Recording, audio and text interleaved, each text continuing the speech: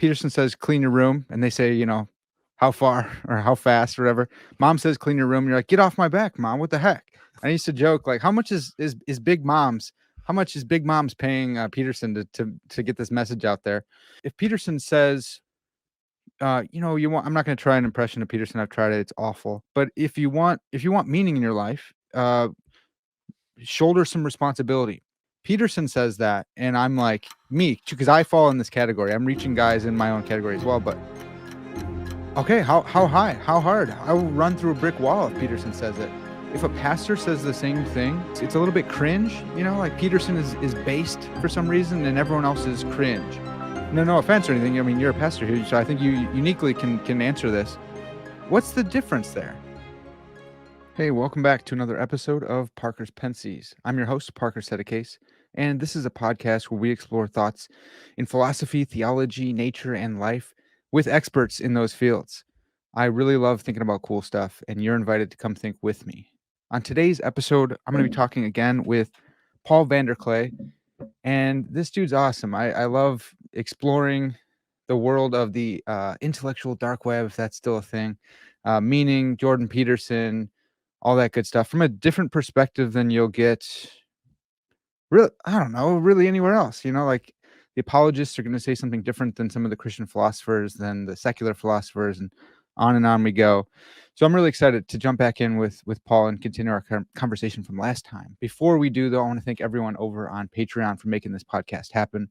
If you like this podcast, if you want to see me stick around and keep having awesome conversations with amazing people, you got to support the podcast. So the best way to do that is to become a Patreon patron. You can join for as little as $3 a month. I mean, think about it. If I had like 1,000 of you at $3 a month, that would be fantastic. I would be in a better spot than I am now. So please consider supporting the podcast. There's all different levels of support and all different benefits that you can get over there. Mugs and early access to videos and all sorts of stuff. So go check that out. You can find the link in the description. Enough commodifying myself. Let's talk about meaning. Paul, thanks so much for coming back on the podcast, man. No problem. I was listening to our last conversation this morning, and it was so good. I was like, I don't know how we're going to be able to top that one. It was like we covered Bavinck and all sorts of wild stuff, C.S. Lewis and Peterson. So I thought maybe we could just start with a simple question for you. What's the meaning of meaning? What does meaning mean? That is such a hard question. Peterson doesn't tend to define it. Vervaeke usually does try to define it, but I'm not always exactly sure if I understand his definition. Peterson uses meaning as sort of a gyroscope, as a navigational system towards importance. And that's not a bad one. Part of it is because in a secular frame, we imagine ourselves cut off from what traditional Christians would consider to be divine revelation. Yeah. So the secular world is always looking to navigate from things within the secular space, as the book of Ecclesiastes would say, things under the sun. Yeah. A lot of people imagine meaning is a feeling, but part implicit in Peterson's quest is that it has to be more than a feeling. It has to be something that tells us something beyond ourselves, something real. So I think there are lots of different levels of definition for this. Peterson sort of works on a psychological definition. I think in a Christian frame, all things sort of come under Christ into God, and through Christ into God. And so meaning is in some ways a sacramental thing, because it should connect us to reality. And I that's sort of the best I can do off the top of my head. Yeah. I mostly think out loud and do conversations on the internet, and that's then, why not? Why not? Why not have conversations? I don't know. What do you think? Man, I would want to say that we need a reference point for like adjudicating between meaning and something that is meaningful and non-meaningful. So this philosopher Philip Goff talks about this thought experiment where someone's just counting blades of grass for their whole life, and he's like, "Look, if they is that a meaningful task?" And then you go in whether he enjoys it, whether he doesn't enjoy it, maybe that gives it meaning or not. And I would want to say you need a transcendental vantage point to say whether that's meaningful or not. And I think a lot of that comes down to purpose and teleology. What are you made for?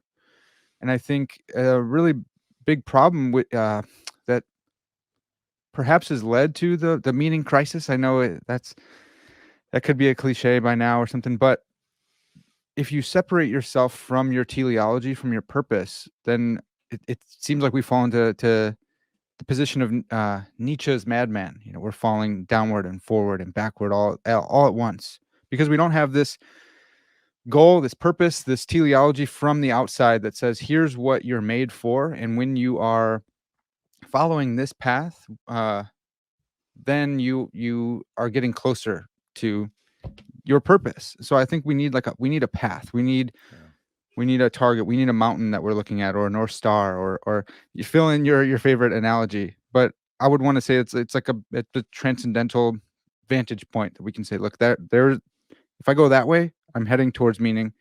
If not, then who cares? I get to make up whatever meaning I want. Yeah. And I don't know that you can actually genuinely do that. Yeah. Well, what do you make of that? Like making up your meaning, the existentialist project. No, I think you're right. I don't think we can just.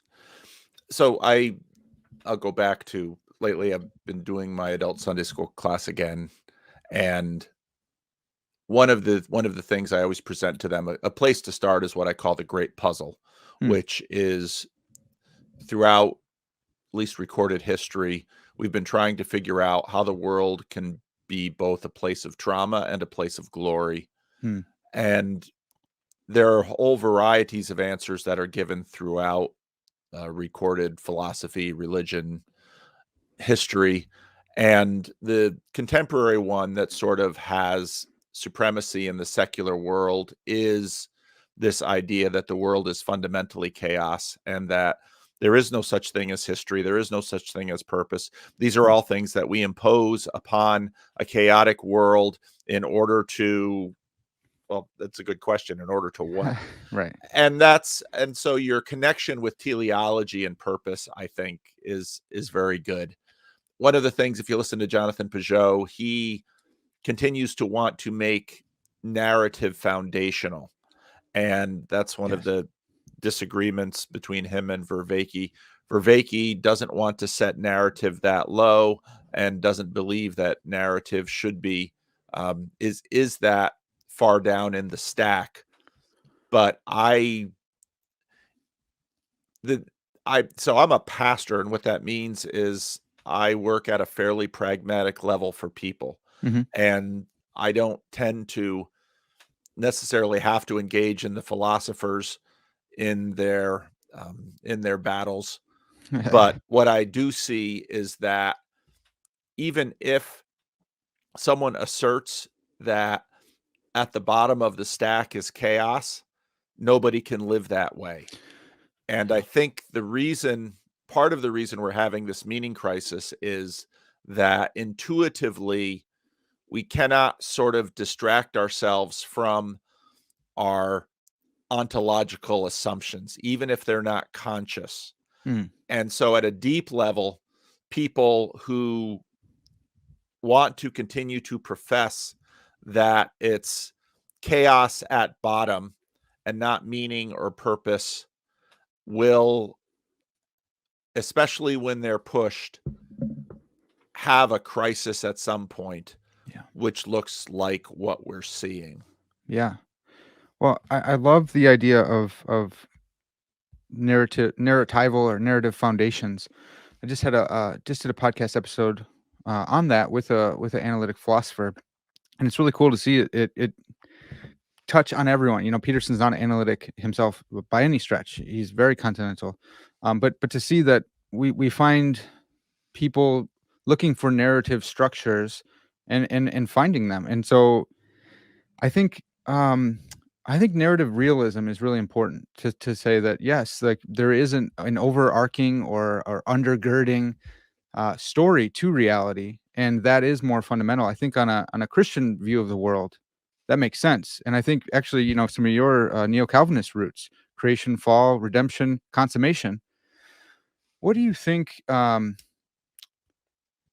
do you think Peterson thinks of that? Because he's got his maps of meaning, right? We have these foundational maps of meaning, and I think he even says those 4 categories, or I think he might use 3 categories, but seeing yourself in paradise, he says, fall, something else, and then he does use redemption. And I wonder if he thinks there is a genuine story that we can find out there in the world.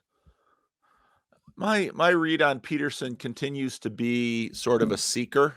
Mm, I think he would like there to be that reality. I think he sees that in many respects individuals and cultures need a narrative reality. yeah. I think narrative is just going to be inescapable for the almost all of humanity Mm, to be a functional, productive human being. The idea that we can somehow reboot human beings and human culture post narrative, I think it's just gonna it doesn't stand a chance.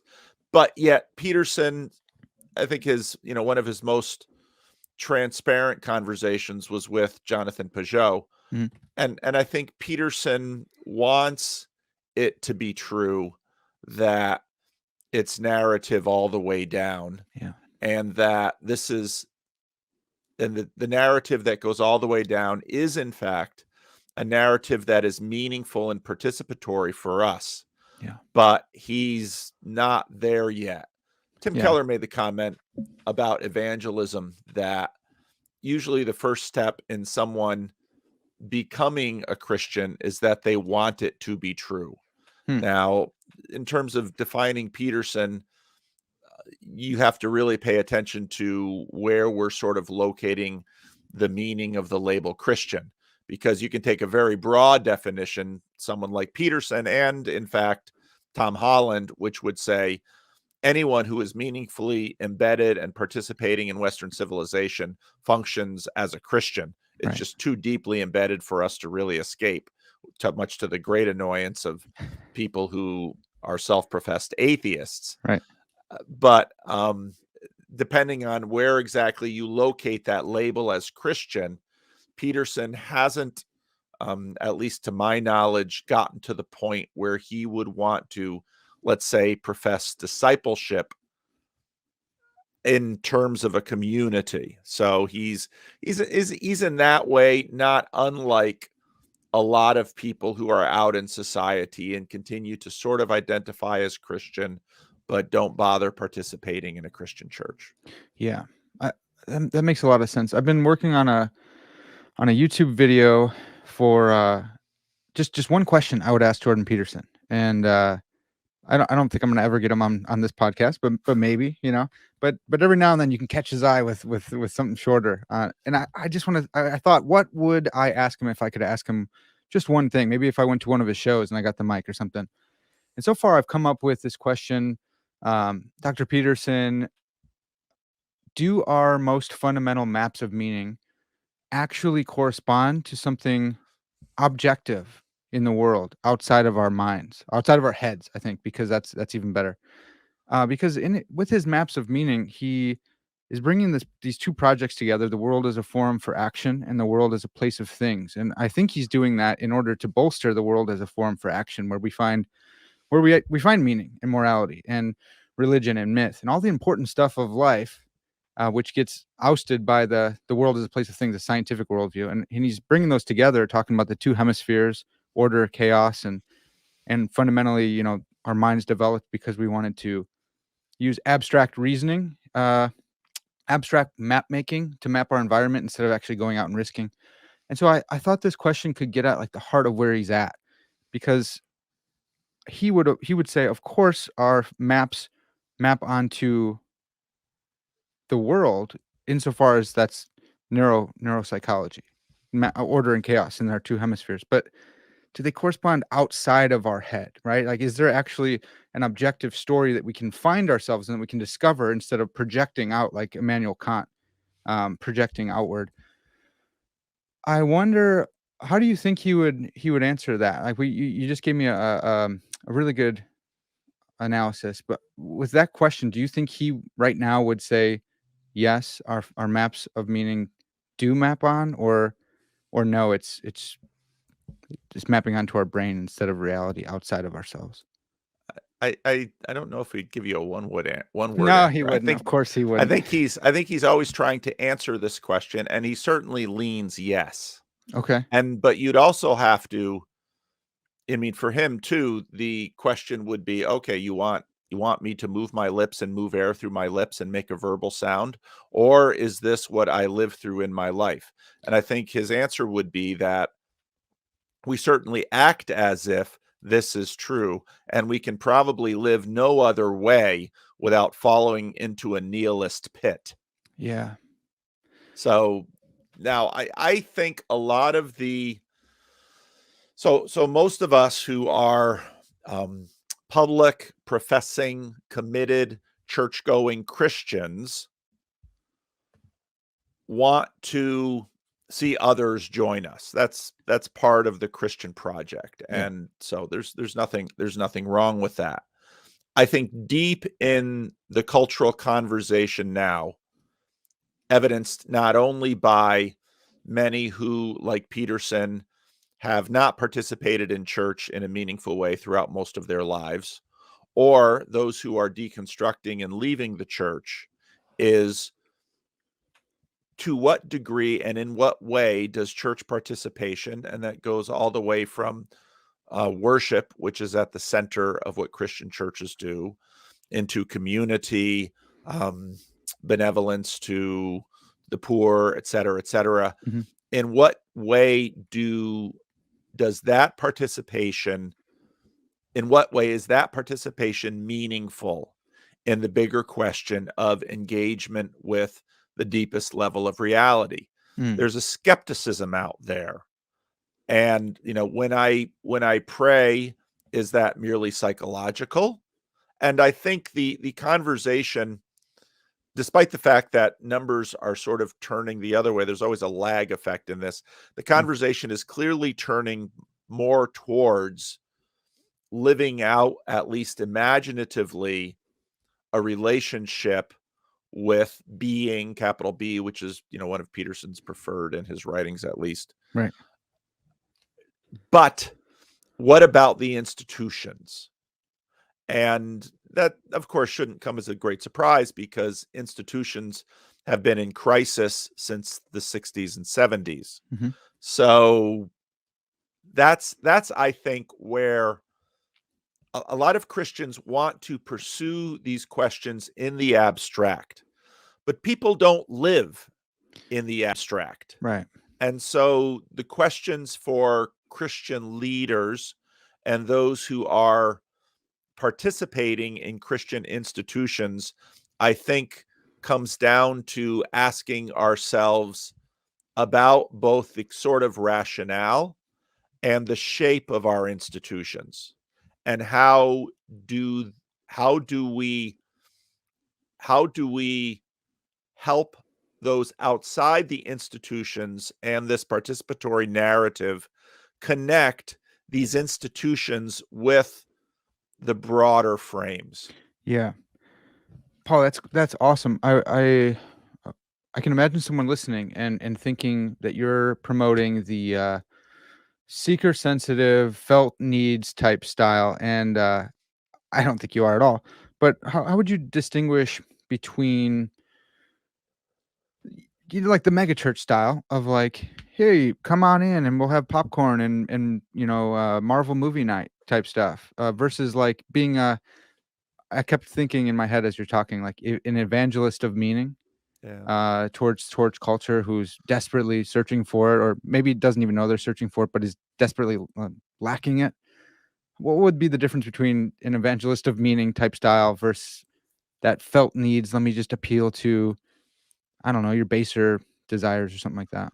Well, I would want to sort of separate baser desires. New Testament's kind of hard on, base desires, epithumia. I'd want to separate that from felt needs. Okay. People have felt needs, and the felt needs probably are expressing something deeper and more real. Mm, People aren't particularly good at making good decisions to actually address felt needs. They will try almost anything to address a felt need, and that will often get them into trouble. Even though I am not a pastor of a megachurch, and I certainly have my critique of the megachurch, I did a conversation with James Wellman, who um, is comes out of, let's say, a mainline. He doesn't participate in church anymore. He's a professor at University of Washington, and it's interesting because he decided to study mainline churches, or to study mega churches, to sort of, even from a mainline perspective, check their performance. mm, And what he discovered is that in many respects, mega churches do a lot for people. Now, are they ideal? No, but we're sort of short on ideals, generally speaking, anyway. yeah. But I think we have a lot. Most of the people who watch my channel will tend to be better than average educated, high in verbal skills, it really enjoy intellectual abstraction, et cetera, et cetera. Hmm. So good enough. That's fine. I don't, I'm happy for my audience, because in some ways what I do on my channel is think out loud, and then it's an invitation to think with me. But again, as a local church pastor, I recognize that almost nobody in my church listens to my videos, Hmm. Okay. because they're not like me in this. Yeah. As a minister of a church who preaches sermons, does pastoral care, manages programs in the institution, etc., I need those, especially verbal skills, for preaching, teaching, and pastoral care. But most of my people need a much deeper, richer, broader tradition that appeals to people often at the felt need level. Okay. And I think what we want to do in churches is offer good avenues at helping people address their felt needs. Hmm. And you see this when you read the Gospels all the time. I mean, one of the most common questions Jesus asks is, "What do you want?" And people are all over the map. Often the things that they want are healing or food, or out of a problem that is, most of Jesus' miracles are not trivial. Yeah. A problem out of something that's pinching or threatening, which is exactly why people, often out of desperation, come into a church. Hmm. You will find people showing up in church who haven't been there for a while because they've lost a job, they've got a diagnosis of cancer, they've had a fight with their spouse, they've had a falling out of somewhere. All of their normal ways to attend to their felt needs have fallen short. And so they're desperate. And so, like, well, maybe prayer, God, Hmm. something. Yeah. And so churches do have to address that level. But what they want to do is actually give people a track to not only not tangle themselves up in bad responses to felt needs, which is extremely common, Yeah. but also place them in a community within a narrative tradition that they can begin to construct a life which will also be fairly durable at regularly addressing their felt needs and providing more. Yeah. That's huge. I think that's a great answer. And I wonder about your own, what do you call them? Congregants, parishioners? Like what? Yeah, that'd be fine. Okay. So Living stoners. yeah, Say that sometimes. that's pretty good. Uh, that might in the Peterson Joe Yeah. Rogan type conversation that might mean That's something right. else. That's my psychedelics. Yeah, right. So I wonder how many of those how many of your parishioners are aware of who Jordan Peterson is, like sans your videos. Well, the few who come because of my videos certainly do know. Sure, sure. Because my church is mostly, like many churches, elderly. Those people, they're not going to listen to Jordan Peterson. I mean, Right. he's just not scratching where they're itching. Yeah. And that's what I figured. And they're not having a meaning crisis either. I mean, okay, so that's part of it too. That's a good point. Yeah. Okay. I work right now I'm since we've talked, I finished up my degrees at TEDS in seminary, and I'm working on a philosophy of religion degree. Okay. And so a little bit different context. I got all the philosophers saying, well, meaning that's a area of semantics, and that's intentionality with an S. And I'm like, dude, okay, well, stop. We have to go past the mathematical equations really quick. But when I talk, I also work as a campus missionary with a ministry called Athletes in Action, and I work primarily with wrestlers. And these dudes will listen to 2-3 hour conversations from Joe Rogan, and they cannot find time to go to church. And many of the guys I work with and disciple are Christians. I've been working with them for 4 or 5 years, and they have wrestling on Sundays and stuff too. But they will listen to Peterson. The other day we were talking about femininity and masculinity, and I was pulling from Peterson a little bit from his maps of meaning because I'm making this video. One of my guys goes, this sounds exactly like Peterson. And I was like, well, it is like Peterson because I just read that yesterday.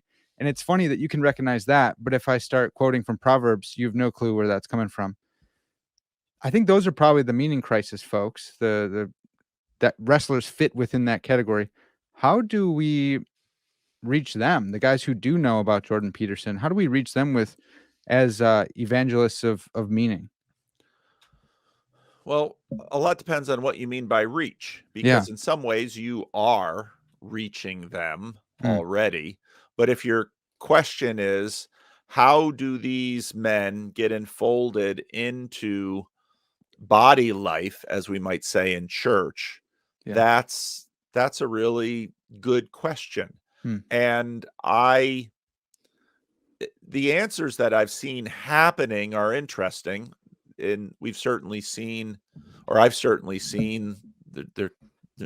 our Discord server, they're sometimes called ortho bros, guys going into orthodoxy. That's great.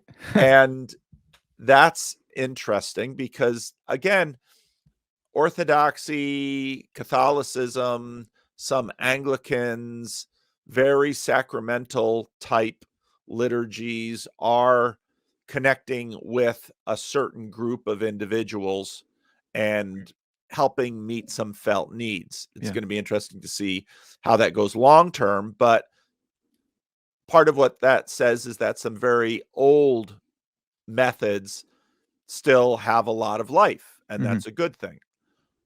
I also suspect we're going to see other things form and develop. And I don't know what that will look like. Yeah. It might be things alongside of churches.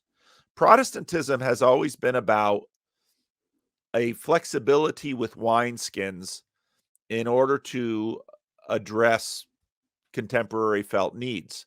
And so I think there'll be implicit transformations within older traditions, but I suspect we'll also continue to see new traditions, because listening to Joe Rogan is probably not going to be enough if they're going to transition into, because one thing, Joe Rogan, part of why we have institutions is because we as individuals age and change and die and wander and go astray. The purpose of an institution is to mitigate those facts. And that's, again, part of the weakness of celebrity-based megachurches, is that they are often overly dependent upon an individual, or a lot of parachurch ministries, Billy Graham or Ravi Zechariah.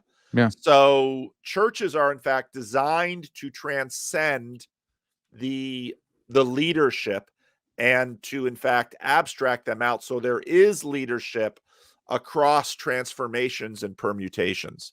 So the church has to think a lot more about the men that you're talking about and ask questions about, okay, what are these men going to need? Okay, so Joe Rogan, and some of the big crises we're facing right now have to do with, well, what about marriage?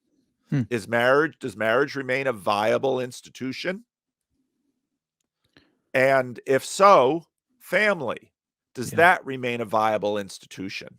And if these do, how will other institutions like church resource people to achieve what these more non-physical institutions like marriage and family require, especially in an age now of screens and hyper change? Yeah.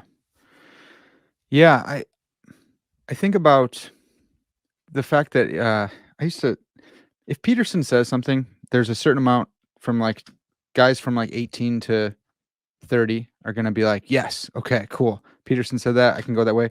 Peterson says clean your room, and they say, how far or how fast or whatever. Mom says clean your room, you're like, get off my back, Mom, what the heck? And I used to joke like, how much is Big Mom's paying Peterson to get this message out there? But likewise, if Peterson says, I'm not going to try an impression of Peterson. I've tried it. It's awful. But if you want meaning in your life, shoulder some responsibility, get married and be faithful to your wife. That's radical. His best rule for life is from Beyond Order, Rule 10. I think it's about intimacy in your relationship. And it's fantastic. Peterson says that. And I'm like, me, because I fall in this category. I'm reaching guys in my own category as well. But okay, how high, how hard? I will run through a brick wall if Peterson says it. If a pastor says the same thing, and it goes viral or whatever, it's a little bit cringe, like Peterson is based for some reason and everyone else is cringe. What does he have that he can say stuff and it has staying power, it has it motivates people, whereas if a pastor says the same thing, no offense or anything, you're a pastor here, so I think you uniquely can answer this. What's the difference there?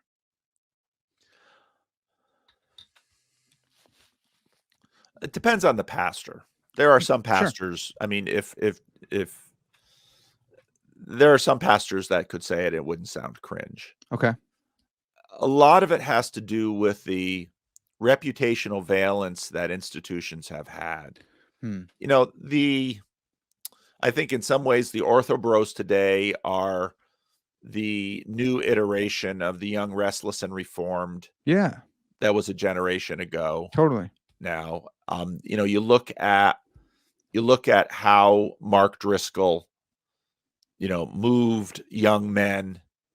And I just did that same conversation with James Wellman and Tripp, who was in Mark Driscoll's church. Wow. And we're seeing the exact same thing right now with the Ukrainian invasion, where I just saw a video from the UK where young and old, 60-year-old is like, I'm going to go to Ukraine because someone needs to. This is built into us as men. Women have it too. It's a little different. Sure. But men do require a challenge. But right now, so much of our narrative intuitions are formed and shaped by media-driven narratives. If your pastor says, why don't you abstain from sex until you're married? That's unrealistic, and it's not very cool. Now, Right. someone might make it sound cool, but that's a challenge, and that is a non-trivial challenge for young men. Yeah. And so when Peterson says, churches aren't challenging young men enough, he's got a point, but it's way more complex than that. And whereas for a whole group of young men, they can listen to Peterson and be motivated and inspired by him, there's lots of other young men who, for one reason or another, aren't on Peterson's wavelength. Yeah. And they watch the Gillette commercial about toxic masculinity, and all of that is then directed towards, I'm going to be a woke warrior, and I'm going to fight racism, and and they'll just follow those banners. So this heroic instinct that men have is by no means infallibly directed. It feels that way. Anger works the same way. People who are angry, part of the reason that emotion is so powerful is it comes with its own sense of meaning built into it, which is where you get the sense of righteous indignation. Yeah. And where people who get angry and act out in their anger sometimes, once they cool down, realize, oh, I was just angry. and similar things can happen with a lot of these meaningful motivations. Yeah. What people, I say this with fear and trembling, but Driscoll was a huge influence on my life. I was very much a product of the Young, Restless, and Reformed, and he helped me stop watching porn because he wrote this little book called Born Again Christian, and in there he says, hey, we're not animals to be dragged around by our cocks. And that changed my entire life, him saying that, because I was like, I had this idea of Schwarzenegger, and that's who I wanted to be, just stupid, jacked. And I thought every woman would just rule over me, having no idea that's not what gets women. I wrestled because I thought I could be He-Man or something, and I realized women like tall basketball players, not freaking wrestlers. Nobody cares about wrestlers. Wasted my whole life. But realizing that was a challenge, it was an encouragement. But yeah, it was saying, look, you're not a freaking animal, dude. Like reform the way you think about this, because a man who sleeps around is not the strong one. He's the weak one. He's the one who can't do that. And there's this phenomena of incels or whatever, involuntary celibates. But if you're a handsome man with any kind of means, like you can find a way to sleep around. You can do that. And so it will take more restraint to not do that, to save yourself from marriage. And it takes a lot of savvy to say that in a way that's not like Promise Keepers, here's your little ring, let everyone know that you are the squishball weirdo. But instead, like, no, give them tools that say, hey, look, I'm not going to be dragged around by my cock, dude. I'm a rational animal. I'm not a donkey or something. Yeah, and Driscoll did that well. Mm. And the disappointment with Driscoll, well, there were a number of disappointments with Driscoll, but he obviously he needed some maturity in some areas. He didn't have it. And when push came to shove, he was squishy and he cut and ran. Yeah. Right. And then he used he said, God told me to. Oh, okay. And this church that not only he invested in, but thousands of others invested in, was gone overnight. So there's rightly a scandal there. Definitely.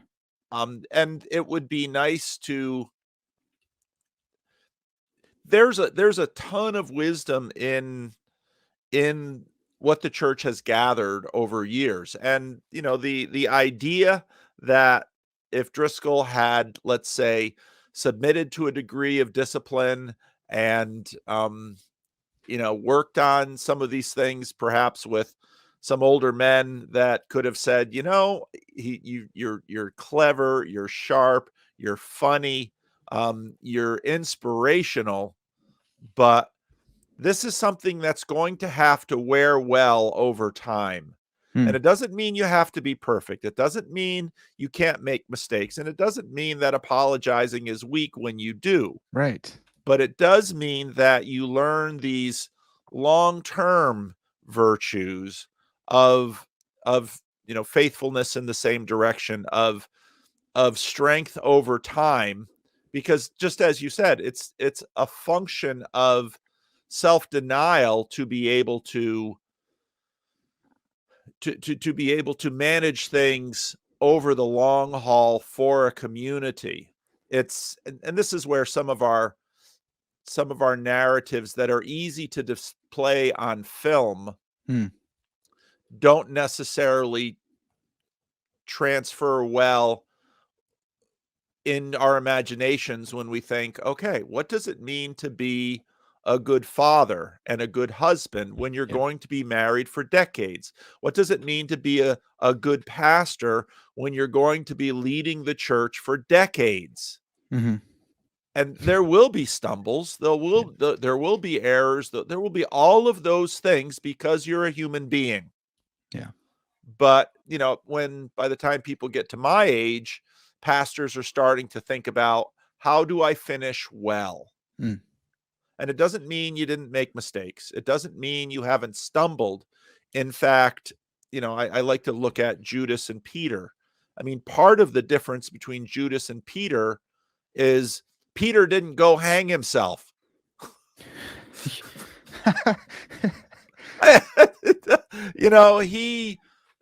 Both of them, Judas betrayed, but Peter denied. Yeah. And, Jesus, but he doesn't leave the community. He runs to the tomb after the resurrection. He's hanging about with, filled with probably anxiety about, he knows Jesus knows, and is Jesus going to bring it up? And what's that going to look like? And he knows it's going to be painful. And Peter, at some time, perhaps, who knows the way it looked from any perspective in the early church, but perhaps outshined by Paul. Yeah.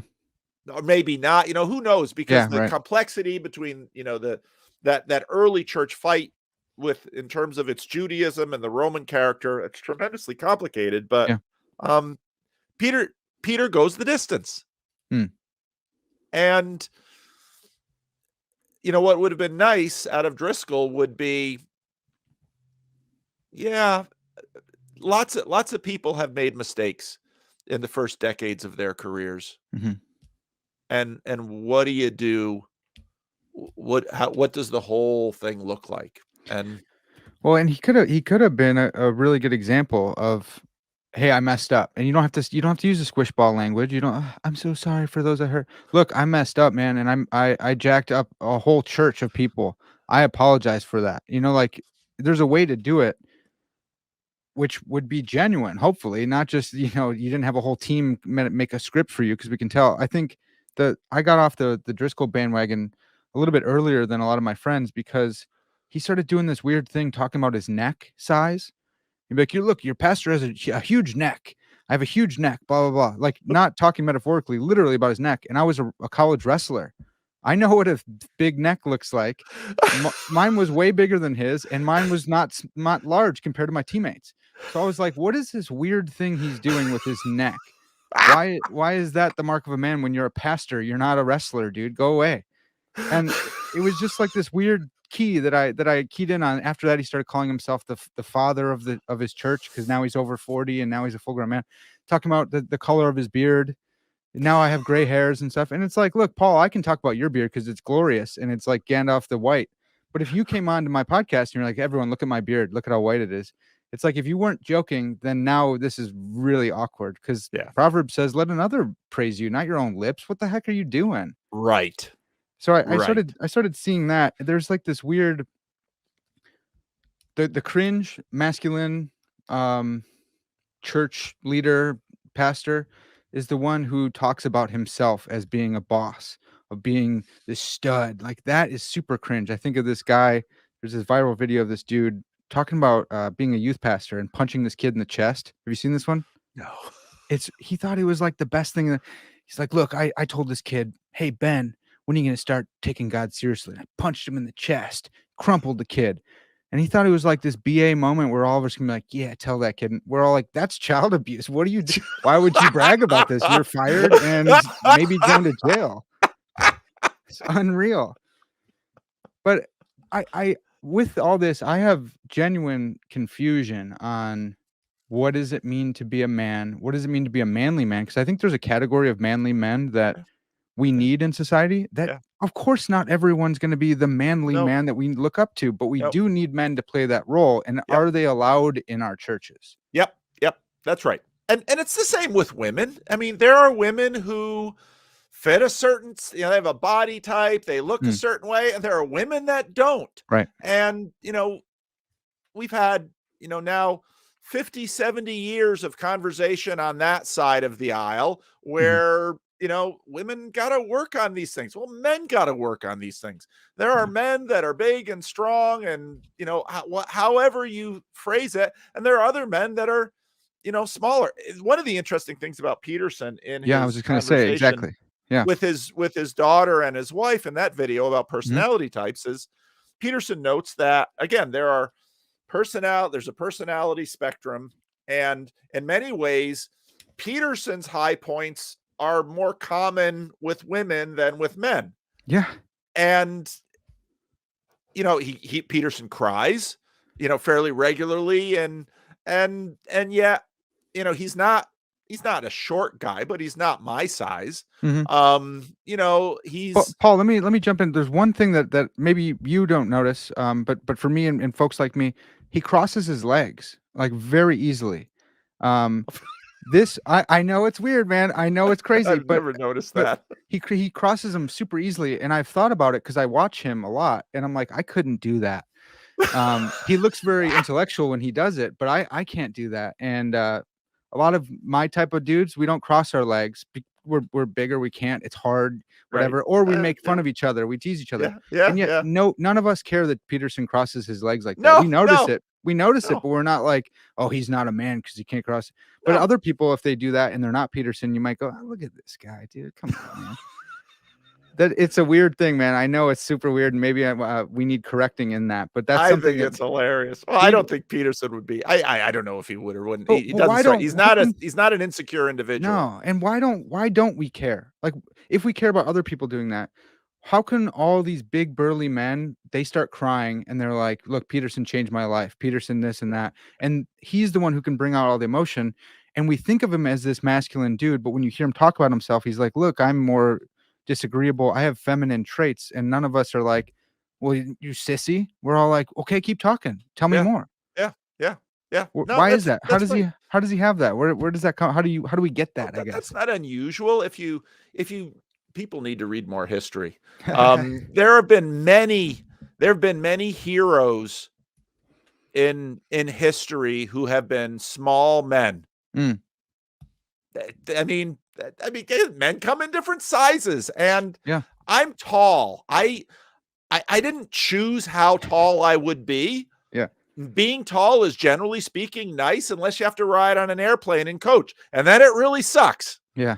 And that same thing with being broad, and I'll tell you, I sit there in that airplane and I see this guy that's, 4 feet wide going down the aisle. I'm like, oh, he'll be done sit by me because it's going to be like this the whole time. Yeah. I mean, that's where people come in different shapes and sizes, and it's okay. And I think we know that part of it is different with women, again, because men are visually sexually oriented more than women are. Not that women aren't at all, but again, and that sets up an entire dynamic. But no, I think men do respect strength, but strength can be expressed in many different ways. I think that's right. And I think we recognize that in Peterson, in his ability to say no. Yep. In the way that he characterizes the warrior in the garden. And it's one of his best things that I see a lot of my guys listening to.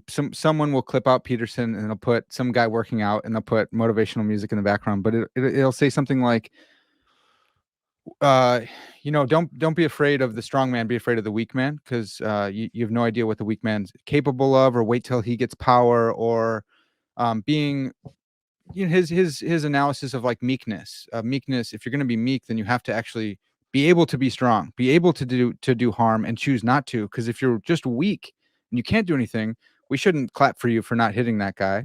You couldn't have. It's not noble. It's if the big guy goes, look, I'm going to totally take that slap on the face and turn the other cheek. What do you make of I've heard Peterson talk about turning the other cheek in this fashion, and saying like it's a strength. It actually takes all this courage and honor and nobility to not hit back, to actually turn the other cheek. Do you think that's right? Is that what Jesus is getting at there? The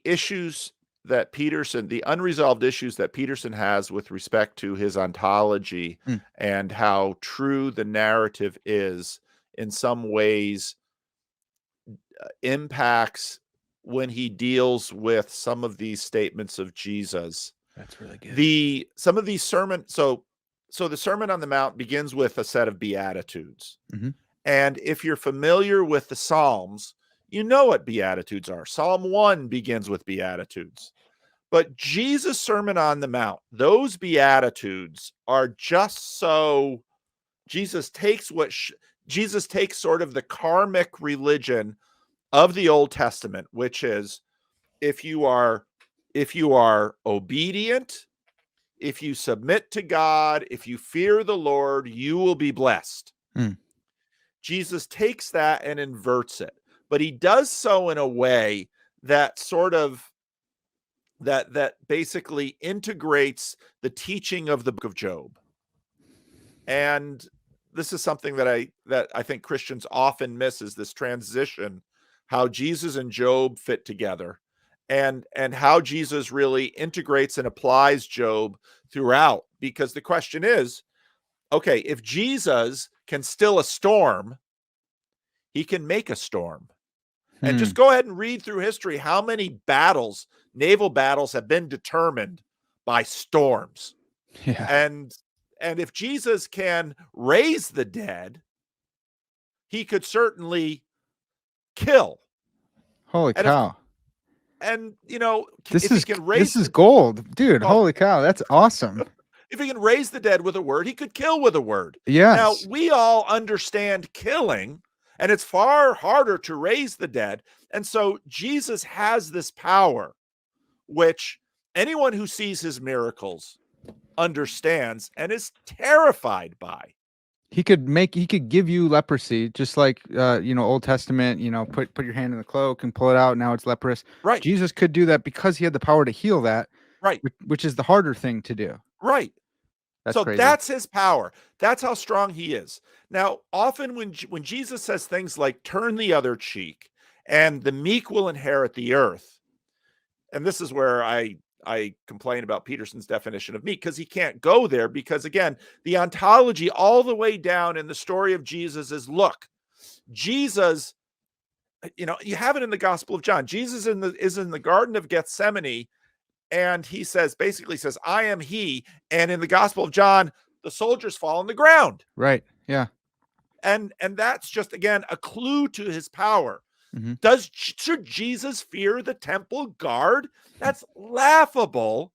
But he goes, and again, the story of the gospel of Jesus' crucifixion is tremendously nuanced, because the narrative has to communicate both that Jesus is a victim of the system, the world, the devil, mm-hmm. and Jesus goes and does it voluntarily. Is it Luke or Mark where he even heals the soldier's ear that Peter lops off, Luke, and so he reattaches it. So much that instead of lopping off all of them, he goes, no, I'm even going to heal my captor, and then I'm going to go with him. That's right.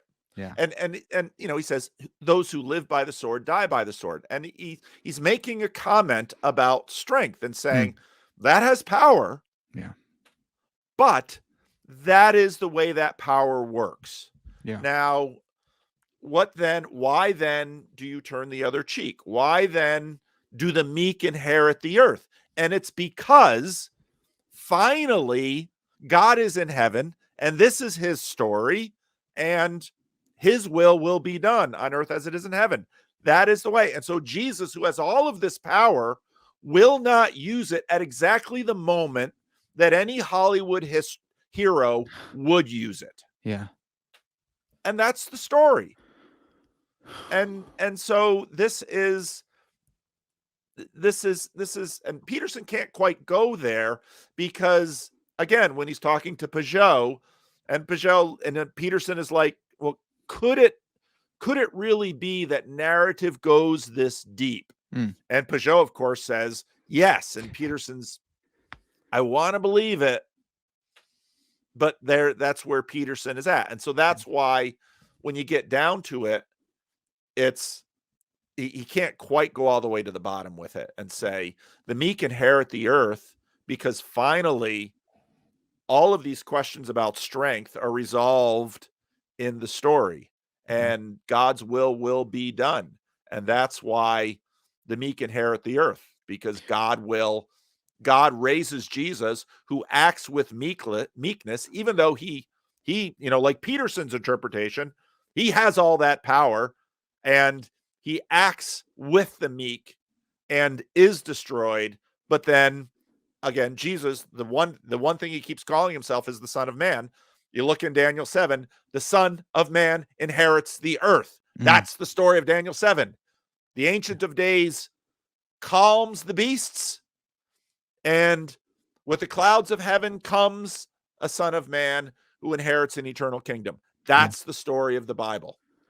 Yeah, man, amen to that. And that is the eternal Logos, who is who Peterson continually talks about, that he is a real person, not a personification of the Logos. And I The wrote Logos really becomes flesh in Christ. And Yes. again, so when you get into Peterson, it's like, well, does the narrative go that far? Well, Jordan, you keep pointing to John 1, and John 1 says yes. Yes, right.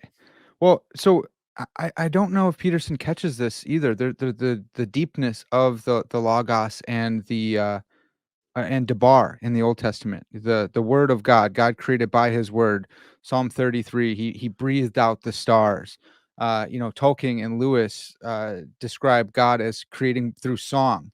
And so this word is a person, and when you have the Trinity, now you have everything's in place to make sense of this. I wrote my master's thesis under Van Hooser on the authorial analogy for the God-world relation, that God relates to the world like an author does. And that's that narrative realism that Peugeot talks about. Like we do live in this story. We can talk about free will and determinism because God's the author, and Tolkien didn't make Smeagol do certain things. He had his reasons for doing them, and the different levels of reality. But even furthermore, Christ is the author entered into the story, and he has the authority of the author. I know Peterson loves roots and stuff. They both come from the Latin auctoris, authority and author. And so there is a nice little fit that he can even have there, that this author comes through, and how do authors control their worlds? By their words. The word of the author came in and controlled the storm and controlled the ear coming back on through the power of his word, just like an author does. And so come on over, Peterson. Yes, narrative goes that deep. Yes, you can be a narrative realist and still, like we talked about in our last episode, find secondary means for God creating through, by his word, interjecting into the world instead of intervening. But sure, using secondary means, maybe theistic evolution, maybe this, maybe that, maybe putting Jungian archetypes in there for us to find as well. Love it. It gets me all fired up, man. That's good. I wanted to play off your pastoral role a little bit more because, man, you actually helped me a lot in this. The power dynamic stuff is really hard for me as a Christian man because I grew up wrestling. And all the men I looked up to were wrestling coaches, very few of whom were Christian, though the wrestling community is very much like at least nominal Christian, right? Like there's a lot of Christians in the wrestling good old boy type communities, but I had these different ideas of what it means to be a man, both at the same time. You know, I kind of snapped into consciousness at like 7 or something. Started wrestling, started going to church. 2 different lives. The power dynamic is a really hard one for me, and I have listened to most of what Peterson has said about meekness and such. I don't hear a lot of teaching from Christians that I admire and respect about being a powerful man, being a man of action, being a man who is skilled physically as well. Like we said, there's a role for it. Not every man has to be like this. Okay, fine. Some of us do. And I'm not saying I'm the most manly or burly or anything like that. But how does meekness and strength go together? How can a Christian man I still compete in jujitsu and this is about strangling each other and arm locking each other. How how is it that we can want to succeed in those areas of strength and it's not brutality. I'm not trying to break someone's arm to hurt them. I'm trying to submit them, and actually honor them by taking them seriously enough to go as hard as I can against them.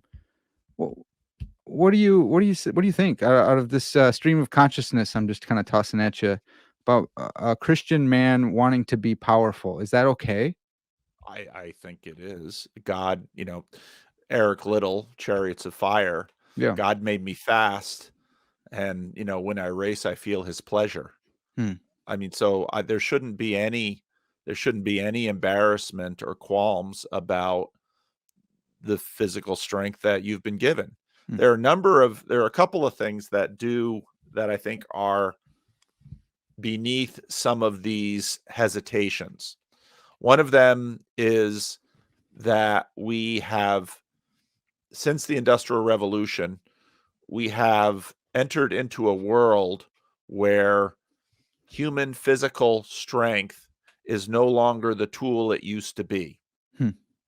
So when I worked my way through college at a lumber yard, and so I was just loading trucks and unloading trucks and delivering lumber, and it was very physical work. Yeah.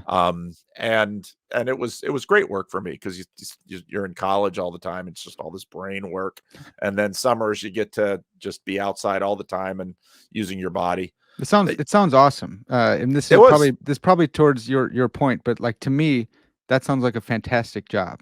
And It was it sounds great. epic. Yeah, moving And you're lumber all mostly day. around men, but there are Yeah. some women who come in and need your help, and you load their cars for them. And it was a great job. Yeah. The longer I stayed there, the more my mind, in a sense, displaced my body, because the more I knew, I was one of the few guys that could use a computer easily. And so, and that sort of shows what has happened in our culture. I Huh. remember some of the guys. It was a family business, and so it was multi-generational. And so some of the guys who were a generation older than myself used to talk about when their grandfathers worked in that business, and they basically talk about feats of strength, because I think if you actually paid very close attention historically and went back, we would find that we men are physically considerably weaker than past generations were. Yeah. I remember there was a travel log that we always had tickets to, because they'd get my father to pray because he was a minister. But I remember one person coming with a film then where it showed like the last sailing ships, and you had men who were basically climbing up the outside of the sail simply on hand strength. And I mean, it was just a crazy amount of strength, and just Yeah. these guys were doing it. Well, why? Because they'd working with their bodies all the time. Hmm. And so you become physically very strong. Now, look at our lives now. You know, we don't have to walk forever or even ride a horse, because we have cars that take us, we have airplanes. I mean, we are atrophying our bodies Hmm. as a civilization. And there's been anxiety over those kinds of things throughout, ever since the Industrial Revolution. So that's an aspect of it. Hmm. And another aspect of it, I think, is there are certain tensions inherent within Christianity. And we've sort of been talking about one of them with respect to this meekness and turning the other cheek, and that has to do with Christian pacifism. Yep. And those questions, there are a variety of questions within Christianity that are not yet resolved. One of them is eschatology. Mhm. Eschatology remains a very open area of theology. But the ongoing tension that gets expressed in the pacifist versus non-pacifist conversations has to do with this tension. And it's embodied in Jesus' story, Mhm. because and it's embodied in the Gospels, because when Jesus' disciples and the other people see Jesus' power, I mean, just again, if you were an army, what Navy, the Roman Navy, storm, done. Yeah. Roman legions, dead, done. I Hmm. mean, he could master the first century battlefield like someone playing a computer game. Just that's that authorial, just done. Right. And when they see his power, they're like, game over. Mhm. Jesus, we want you to, and then, have Jerusalem replace Rome and have you replace Caesar. Yeah. And, we want to be, the moms, who's going to be on the right and the left? Yeah, I we'll be mean, on the right and the left. Yeah. that's right. Totally. That's their imagination. And Jesus says, that is not the game I'm playing. Mhm. And so on one hand, you see Jesus full of power, but he allows himself to be arrested by the temple guard. Mhm. And these tensions are within Christianity. And so I think those two aspects, the Industrial Revolution and these tensions within Christianity, sort of lean us into what do we do with it. Goes far beyond just men and physical strength. Yeah. What do we do with power? Because again, women have tremendous power. Totally. One strong man might be able to master one or two other men. A beautiful woman walking in the room masters the room. This is a story of Samson, right? Yes. Yeah. Exactly. Mhm. So Yeah. these tensions are still with us, and we have to work them through. And so then if you've been, by virtue of the genetics that you were given and when and where you were raised, if you have physical prowess and stamina, we don't think about stamina in the same way as we think about brute strength, which we probably should, because you look at those Kenyan runners and you'd love to wrestle them, but if you could catch them. That's right. So, we've got all of these things. And so depending on what you've been given, you're going to have to work it through and come to decisions. And then, but that's the wisdom of life. Yeah. And again, we also tend to, I think, partly through the ways that we have disrupted our sense making, partly through movies, visual media, screens, we tend to accentuate the moment, because movies are 2 hours that build to a particular moment. It's a nice little story right there. And we don't quite know how to deal with, and you see this in the Star Wars movies, old Han Solo. Old Han Solo or old Luke Skywalker should be men of wisdom. Yes. Yeah. And when you're young, you've got all this physical power. Well, the physical power is going to recede, but the wisdom and the competence and everything else that human beings can do should then basically fill out the deck. Yeah. The same thing with women. When you're young, you're beautiful, but when you're old, the beauty doesn't fully fade, but now you add savvy. My wife and I have been watching Survivor, just because for reasons we've been kind of going through the corpus of Survivor on Paramount Plus.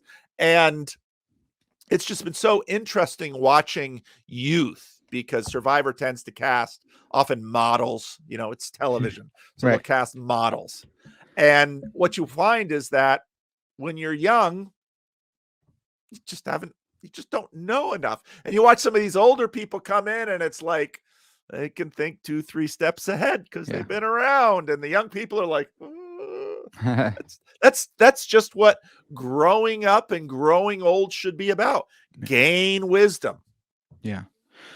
Yeah, Paul, in my head, I have this savage sage dichotomy where I've studied systematic theology, theological studies, and now I'm working on philosophy of religion. I want to be a philosopher, but I still want to do jujitsu, and it's like this weird tension. Like you said, I'm sitting. I got books surrounded by books, and if I would told my 18-year-old self, this is what you're gonna be doing with your life, dude, he'd be like, "What? Stop! What's no way, dude? Go lift some weights, you soft, flabby." So I've given myself till 35 because I learned that 35 is like the peak of physical strength. So I'm like, look, dude, get in your savage mode until 35, get your workout on. Then you're gonna have to cruise after that. And we're not tearing tendons when we're 40 or anything like that. But there's like the savage sage, and I want to be both. I still want to be both, but in the savage mode, there's this huge question for me that I ask a lot of my younger dudes because I'm trying to think through this with them. What do you do if someone slaps your wife's butt? And when I ask, yeah, man, this is a tough one for me. When I ask older dudes, they're like, "Well, when is this going to happen?" And I'm like, "I don't know. The taste of Chicago. What you tell us to go out and be in the world, but not of the world. You tell us to go do evangelism. Those places where I'm doing evangelism, if I have my wife with, what do I do if I'm in a bar and someone grabs their butt? For me, I can turn the other cheek. Someone grabs my butt, I can laugh it off. I can tease them. I'm decent enough to do that. But now we don't talk much about honor and shame in Christian circles, except to say Jesus despised the shame. Yeah. That's all we know about shame, but we don't have a ton about honor. And this guy dishonored my wife. What am I to do about that? And I don't want to be just a jerk, savage.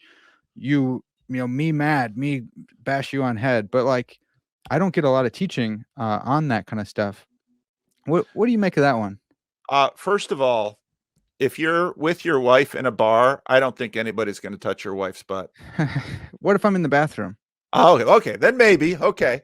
Um, now, so my wife, my wife has told me about incidences where before we were married, men would brush up against, cop a feel, all Yeah. this kind of stuff that women have to endure. Mhm. And I've been married now 34 years.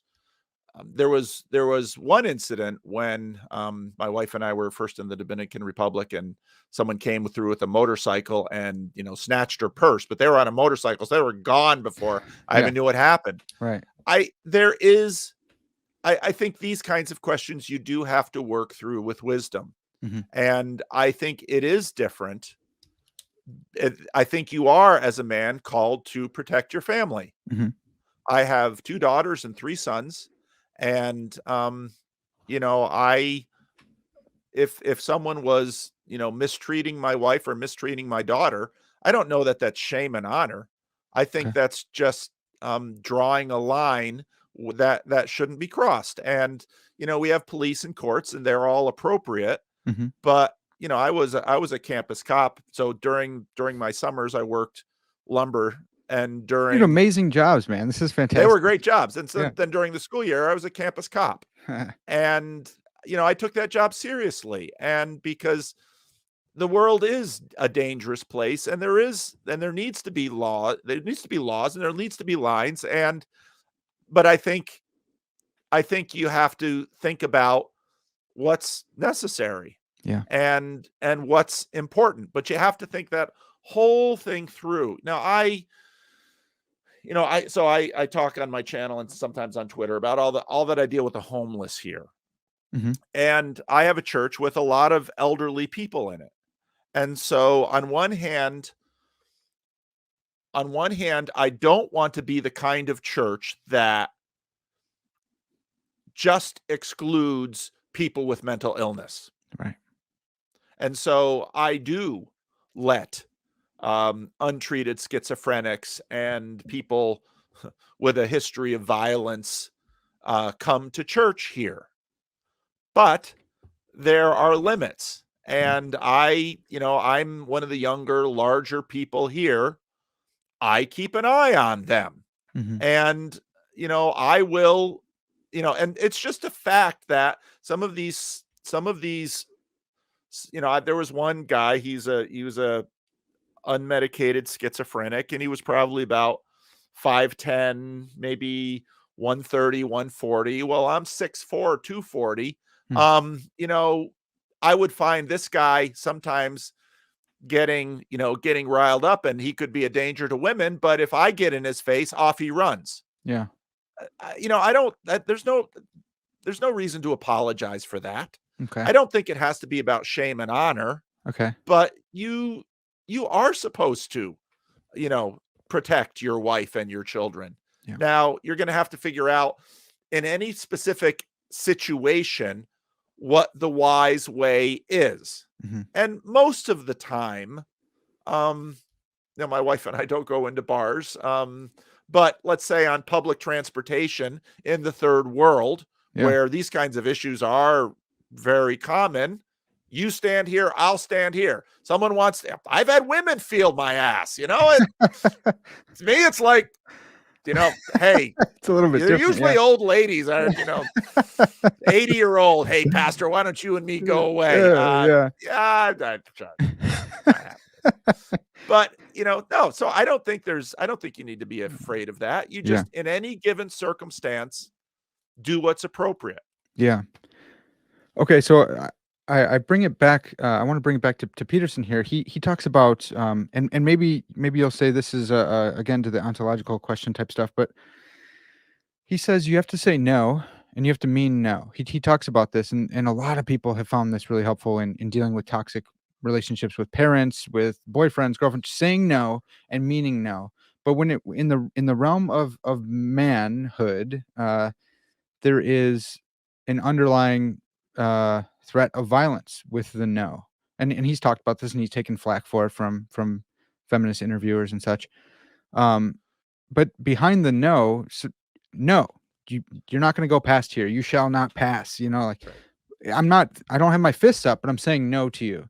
Right. And that means if you keep coming at me, I'm going to have to do something physically here. Um, what do you think about Peterson's advice there that no, eventually there's a line where violence is drawn? I think he's just talking reality. I think you're right. Yeah, I think You know, so. you know, for a while there's this business about, well, we're going to replace the cops with social workers. I deal with people, you know, I told this story before where a guy here, he's not supposed to be here because he actually did attack a member of the church once, Hmm. but he's often here, and um he's got serious mental illness, serious substance abuse. He said, you know, I want to go to the hospital. Okay, can you call 911? I call 911. I'm talking to the 911 operator.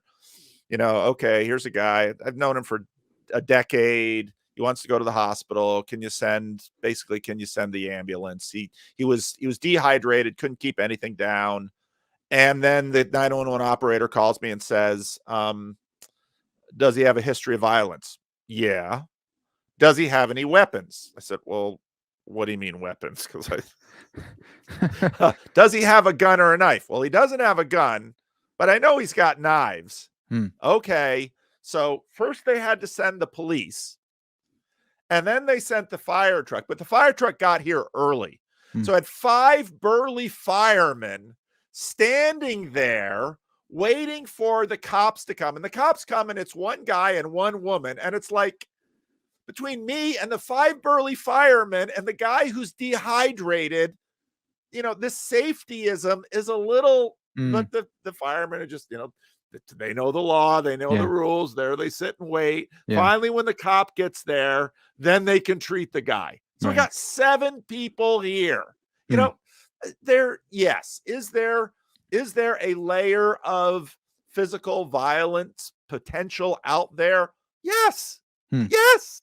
I mean, and this fantasy world where, I mean, every time, you know, they send, so there's this one lady cop who's kind of does the mental health stuff, but of course she always comes with a big male cop when we're dealing with the kind of guys I deal with all the time, because they are dangerous. Yeah. But generally speaking, again, I'm a bigger guy. And so these people, if I was 5'6", 130 pounds, I probably couldn't have this job Mm. because people would risk it. But because I'm big, they don't.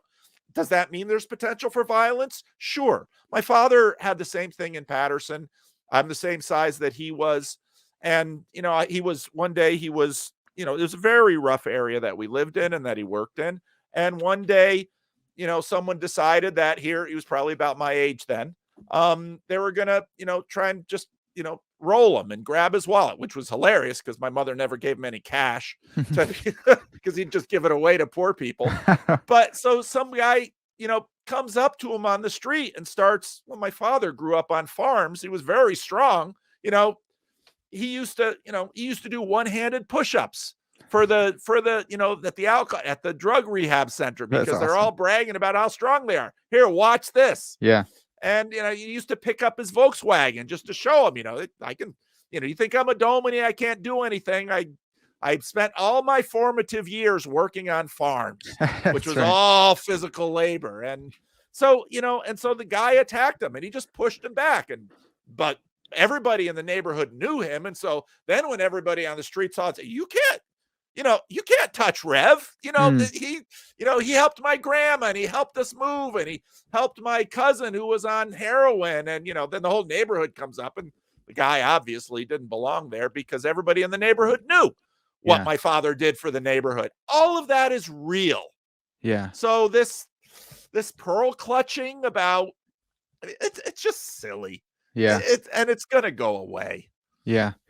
Man, that's good to hear. That's a really good word. I love that. And I love hearing the story and of your dad there, and like think of the all the Dutch dudes that I know are just these big old burly just Dutchmen, just history and years of working in farms and just being monsters. I love that. Yeah. Well, Paul, I wanted to finish up just by getting an assessment from you of how you think we're doing with the meaning crisis. We've labeled it, like that's kind of like a first step. Like you put a name on something. Do you think you could touch on whatever you want to touch on, but has Peterson made a positive impact in pushing back the darkness? Have Christians stepped into that? Is it getting worse, or do you think that we're turning things around here? It's always hard to, Right. It's not like having a thermometer outside and you can check the temperature. Peterson certainly has had, I think, a deep positive impact on a lot of people. There's no question in my mind. I see that in the people I work with online.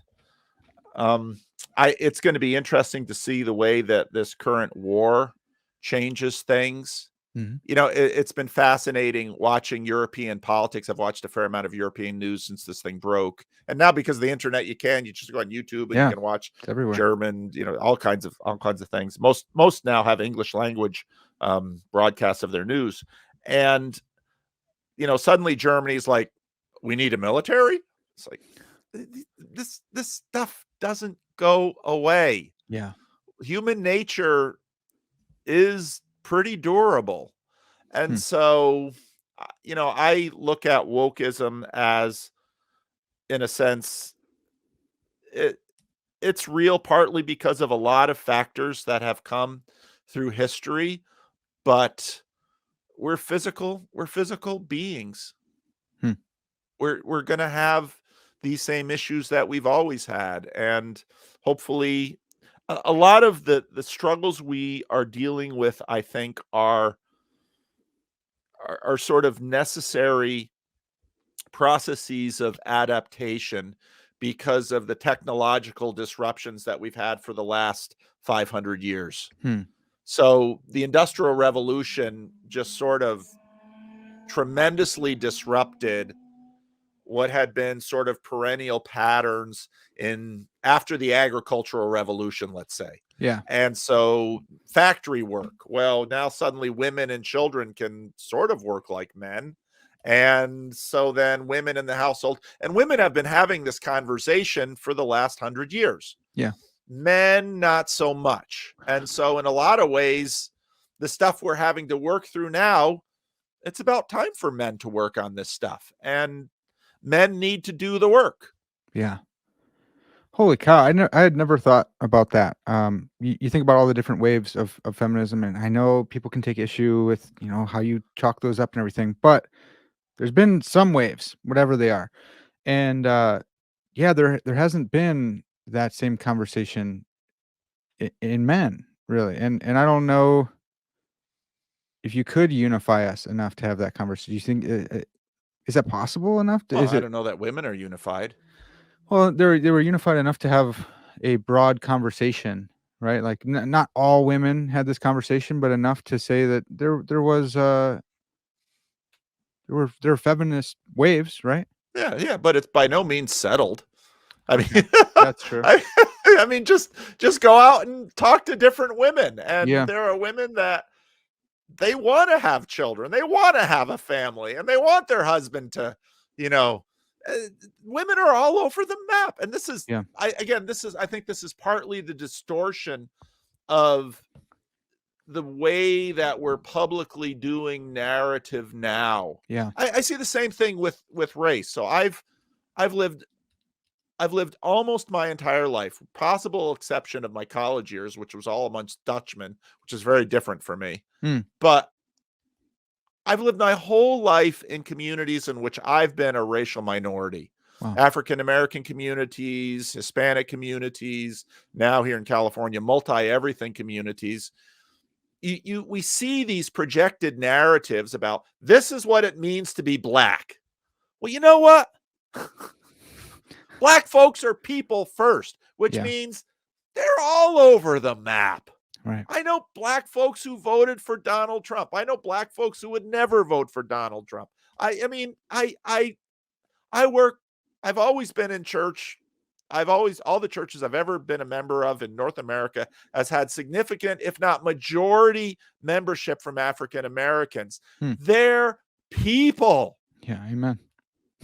And women, they're all over the map, and men are all over the map. And one way to think about all of this turmoil is that we're sort of in real time acting out all of the different tensions that have arisen because of all of the disruption that we've had over the last 500 years. Yeah. Yeah. Yeah. Yeah. Okay. This is super helpful. So there are you could go out and you could find representatives from different factions, different groups of women. You could say, look, we still got a first wave, or we got a second wave, we got a third wave. We have a more traditionalist woman, we have a Christian conservative, an evangelical. We have them, and now we can have this conversation. What's the role of a woman in business, in the home, and they all be talking. There's no like first wave masculinist or Right. or second wave masculinist, and in culture, you have a lot of dudes look to Joe Rogan for masculinity. They look to Jocko Willink for masculinity, and when I'm in those circles, life makes sense to me. When it comes to masculine stuff, we can rib each other, we can tease each other. I'm from the Midwest, so we tease each other. That's how you know you're my friend. If you can find something personal about me and ridicule me for it, I know you're my friend because you pay attention. Yeah. And if I can give that back to you, for sure, that's how we joke. Yeah. Um, but in the church, I don't see that. In the church, I have to be a nice, good Christian boy. I got to tuck in my sweater vest, and I don't make fun of anybody. What are you talking about? No, no, no. We're all nice and Well, you um. have multiple church spaces though too, don't you? And that's part of the problem Hmm. where we've sort of gotten rid of some of the male only spaces. Men need their own spaces too. Yeah, and it's And they'll not find them and make them, even if they're unofficial. so in. Yeah, yeah, and this could be because I grew up in evangelical circles, and it just has a little bit of the Ned Flanders just going on, just Yeah. because of who we are, specifically EV free stuff, and I love my EV free friends. I still go to EV free church, but there's like the wild at heart type stuff, Yeah. Yeah. right? And Gen Xers are chill people. Gen Xers are so nice and just chill and like let's do this. Go shoot some guns. And all the millennials are like, but what does it mean to be a man? I need to know the definition. And all my Gen X friends are like, just do it. What are you talking? Just do it. Just be a man. And the rest of us are like, what? And then the Gen Zers, who knows what they're thinking? Like Yeah. they're all over the map. I But I have yeah, noticed exactly what you're talking about, okay, where so I was born in 63, so I'm just on the edge of the boomers and the mm, beginning of the Xers. yeah, And in the younger generation, they're so self-aware Yep. that I sometimes am like, you need to stop thinking of yourself so much. Hmm. Just live. Yeah. And it's okay. You'll be all right. The world isn't going to end. Trust me. Yeah. we lived without the internet. You know, Yeah. you'd be surprised what you can live without. Hmm. So just go ahead and maybe a little reflection after. You'll be all right. Yeah. That's classic Gen X answer, and I love Gen X dudes right now. The boomers will say, "Get a job and pull yourself up," and I did it, and everyone else, and they're kind of more preachy at you. The boomers a little bit more preachy. They'll tell you something. They'll say, "This is what it means," and I've noticed that the Gen Xers are like, "Just do it. You're overthinking this stuff, man. You're overthinking." Um, I'm really interested in the, like, masculinist type stuff because you have, like, you have some cringe movements, of men's rights, type stuff where you're like, "Look, I get the sentiment, but the way you guys are going about this is really dumb, and it seems like you're projecting because you don't feel like you're a man, and you're projecting out on us, and you're acting like how you think a man would act." And it's really just a cliche, it's a bastardization of what you saw from Arnold Schwarzenegger films. Yeah. Talking about neck size again, stuff like that, weird stuff. Well, Arnold, I mean, gosh, what a strange life he lived. Mhm. You know, Austrian after the Second World War, comes to America, Venice Beach, you Mm. know, that's the model? That's true, walking around in a Speedo all the time, right? Yeah. And how he's lived. I mean, he's not lived a remarkable life. Don't get me wrong. I mean, became Mhm. governor of the state of California, action hero. I mean, he's had a remarkable life, Yeah. but it's an outlier. Yeah. And again, this is part of the distortion of the screens Yeah. where, well, why don't you look at your father? Well, my father failed in these ways. Okay, well, don't fail in those ways. He Yeah. probably succeeded in some other ways, and maybe if you have a conversation with him, hopefully, and another piece of this narrative is the loss of fathers. Mm. That is not a small thing given our cultural disruption. Yeah. That fatherhood is, how are boys supposed to learn to be men without fathers? Yeah. And so, in a And lot of fathers in the ways, community too, right? That yeah, that's yeah, what because I was like, I have a dad, he's an awesome guy, he's a carpet clean he has his own carpet cleaning business, entrepreneur, awesome guy. But when we don't have many fathers in the community, yeah, now because you left your family, now I don't have that role model as well. We the whole community suffers when one man leaves that community. yeah. So if you go back on my channel, my first video with John Van Donk, who's on my channel fairly often, he's a friend of mine. He's older than I am. He grew up in the Netherlands. His father abandoned the family, and whereas in kind of the Dutch American community, the heroes who came over after Second World War bragged about how they hid Jews from Nazis or fought in the resistance, yada yada yada. This guy's father drove truck for the Nazis, and it's Whoa. like, and so John tells the story again. He's older than I am. He tells the story of just this wound of lack of fatherhood, and he Huh. he eventually, quite a bit later in life, older than I am now, got to the point of really realizing that God had brought fathers to him Uh, all throughout his life, mhm. he eventually had reconciliation with his father as well, and eventually had a relationship with him. But no, this is a very big deal, Mm. and so if men want to be strong, well, think about how to be a father. Yeah. And yeah, you're not going to save the whole world. You're not a Messiah. You're not Christ. But why don't you start with your family Mm. and start by being, and you're not going to be a perfect father. You'll learn that quickly. But start trying to be the best father you can to your kids and be a good husband. And Mm. that's plenty hard for any of us. That's a really good point. Wow, man, this has been huge. We went all over the place today. Yeah. This was really fantastic. Thanks for letting me go down different rabbit trails and thanks for like caring for my soul here, man. I really appreciate all the advice you've given me. Yeah. Well, I'm happy to see I'm happy to see men step up in the Christian space Hmm. and just have real conversations. Yeah. We need it. Yeah. Amen. Well, awesome. That's going to have to do it for us for now, folks. Lord willing, we can have Paul back on and talk all sorts of, I mean, you heard it. We can go anywhere with this guy. So that's going to have to do it for now. This has been Parker's Pensies. And as always, all glory to God.